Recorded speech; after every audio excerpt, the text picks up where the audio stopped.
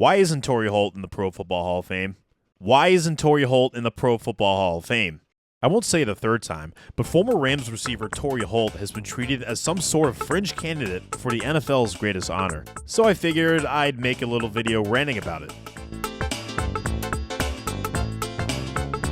As far as I can tell, Holt doesn't have any controversies like Antonio Brown or Darren Sharper that would bar him from a Hall of Fame bust. He's just, not in.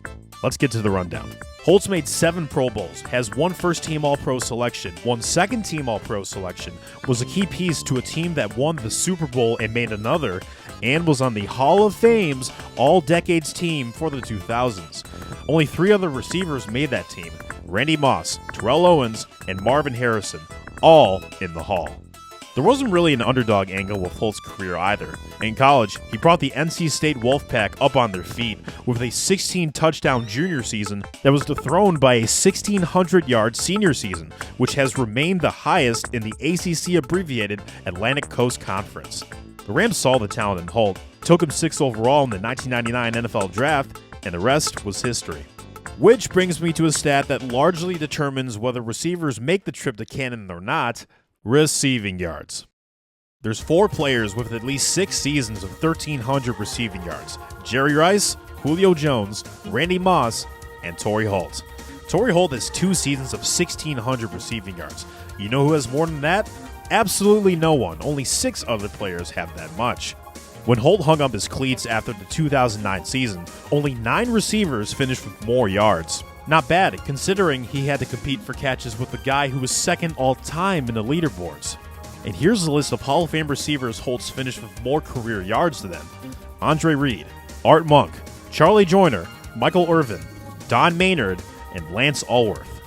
Holt finished with just under 800 yards receiving in his rookie season, but did that on 52 receptions on a team that had 1,000-yard receiver Isaac Bruce and 1,000-yard receiving back Marshall, who also had 1,000 rushing yards.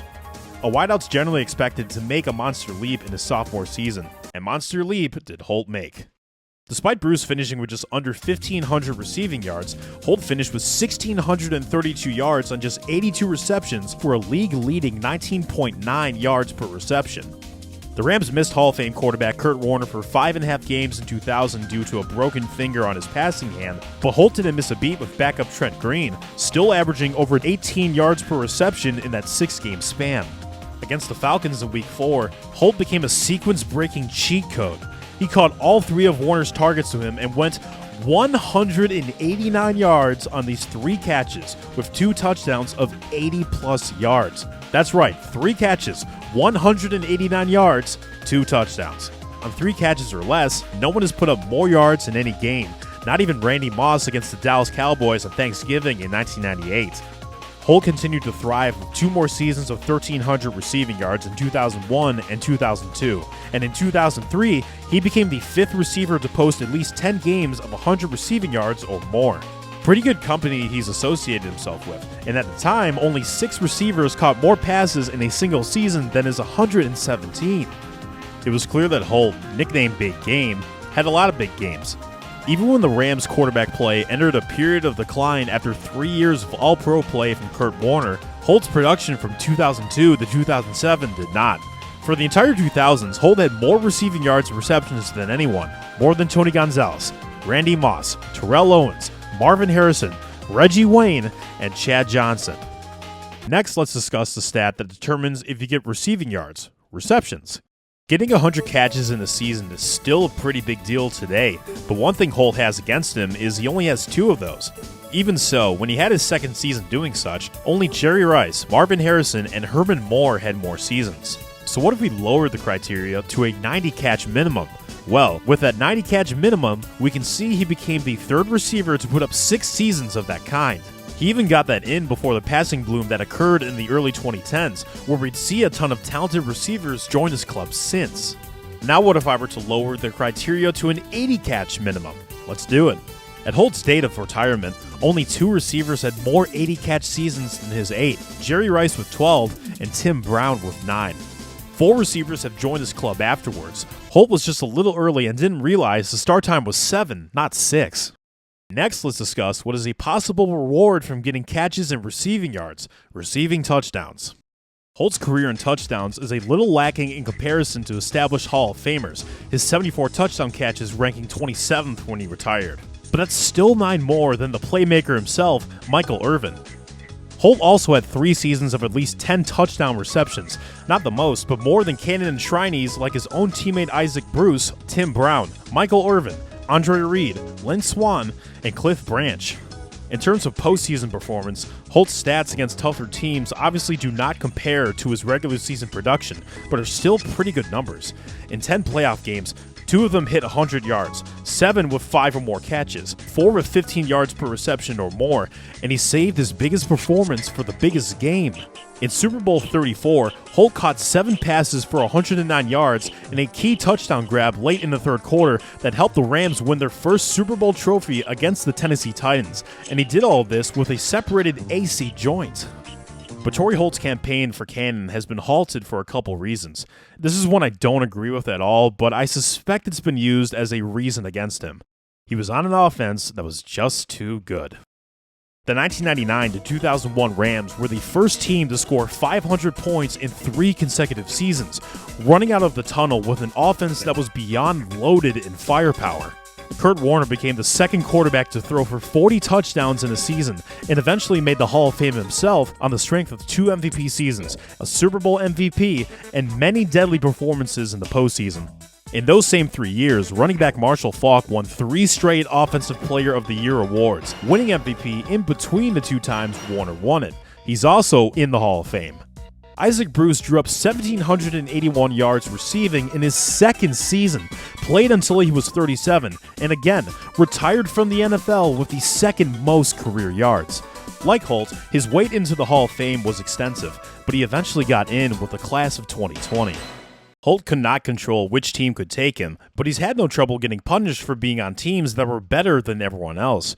Couldn't it be that Holt was a big reason why those offenses were so historically good? In 2000, Holt and Bruce became the rare duo to both reach 1,400 yards receiving. Some of the more historic receiving tandems like Randy Moss and Chris Carter, and Marvin Harrison and Reggie Wayne have never done this.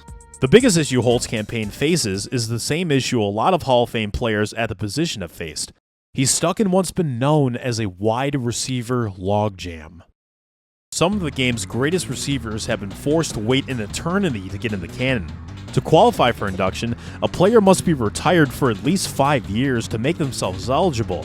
Here's a few receivers that journeyed through the sands of time on the lonely path. Chris Carter, retired in 2002, got inducted in 2013. Tim Brown, retired since 2004, received an induction in 2015.